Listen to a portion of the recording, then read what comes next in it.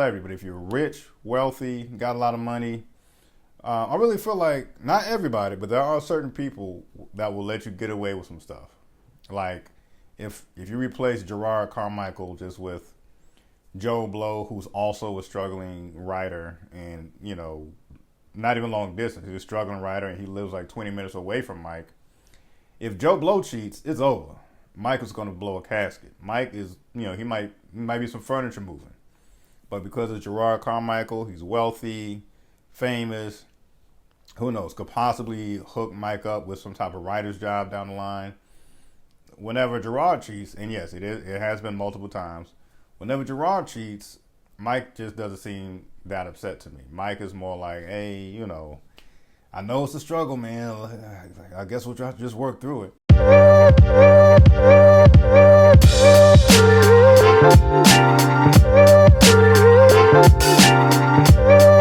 Hey, what up, folks? Another episode of Ryan Reviews Everything, and we are here talking about the latest episode of the JERROD CARMICHAEL Reality Show.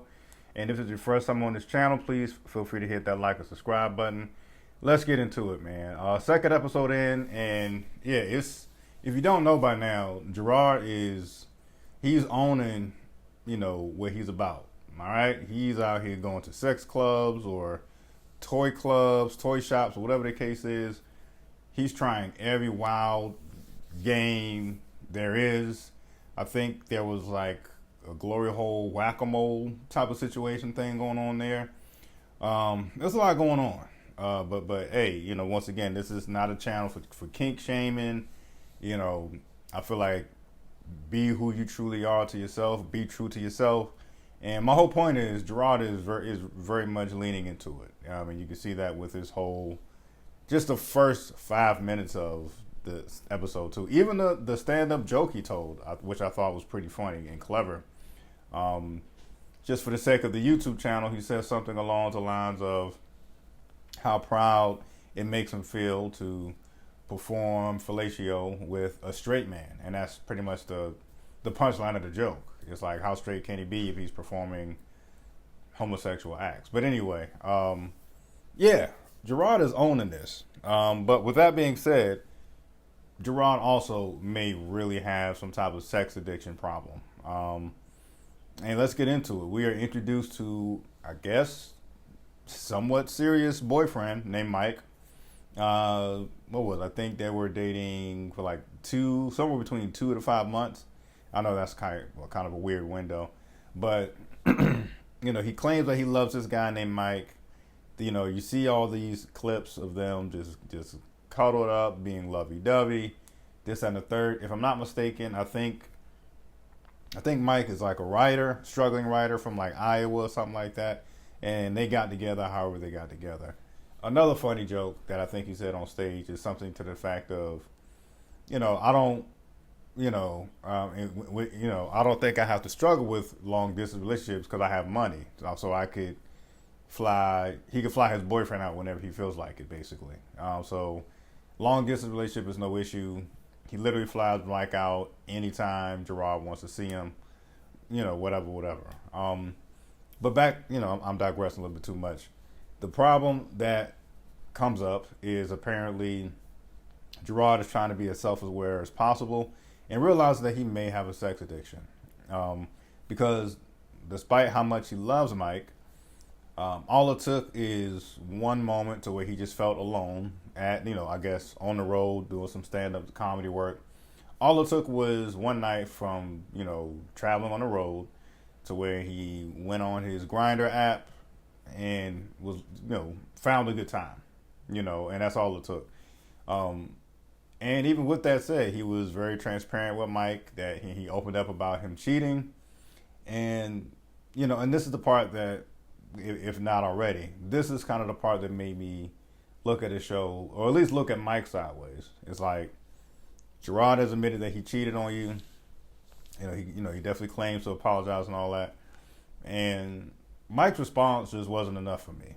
I don't care who you are. If you're getting cheated on, you don't just say it's okay as if somebody stepped on your new pair of shoes. He was just like, hey, it's all good, man. I'm paraphrasing, of course. hey man, the past is the past. Let's just try to move on into this relationship. Which I know it's another topic for another day, but which sparks the thought that came to my mind is, if you're, not even a celebrity, but if you're rich, wealthy, got a lot of money, I really feel like not everybody, but there are certain people that will let you get away with some stuff. Like if you replace Jerrod Carmichael just with Joe Blow, who's also a struggling writer, and not even long distance, he's a struggling writer, and he lives like 20 minutes away from Mike. If Joe Blow cheats, it's over.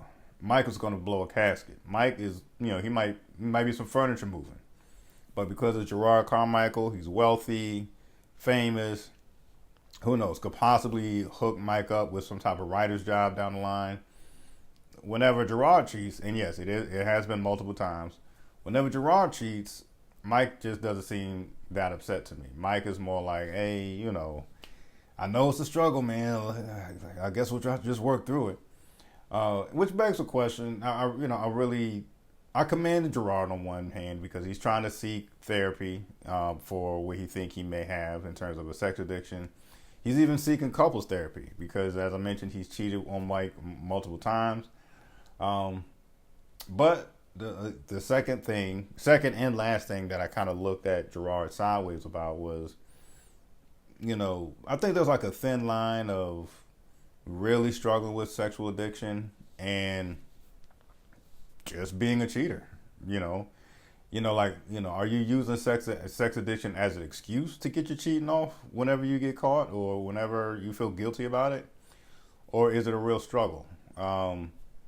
Either way, whether it's a real struggle or maybe this is an excuse for him cheating, is making for good content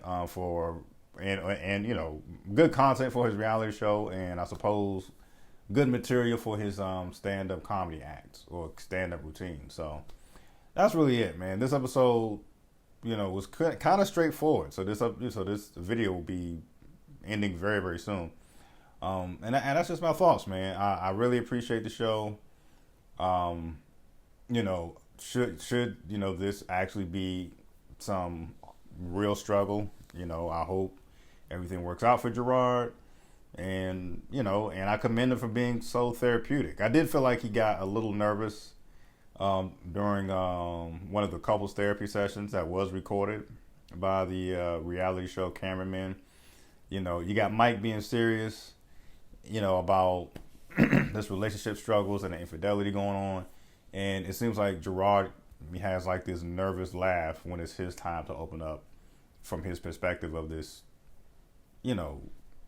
cheating struggle he has going on, so I'm looking forward to seeing more, see how that develops. And once again, I really feel like Mike needs to get a little more angry if this cheating is really a problem, because right now I feel like he's being nice about being cheated on because Jerrod Carmichael is wealthy and possibly has connections to put Mike on. But if you've seen this episode, let me know what you think. If you agree or disagree with any of my takes, and hey, love it or hate it, that's my review. Peace.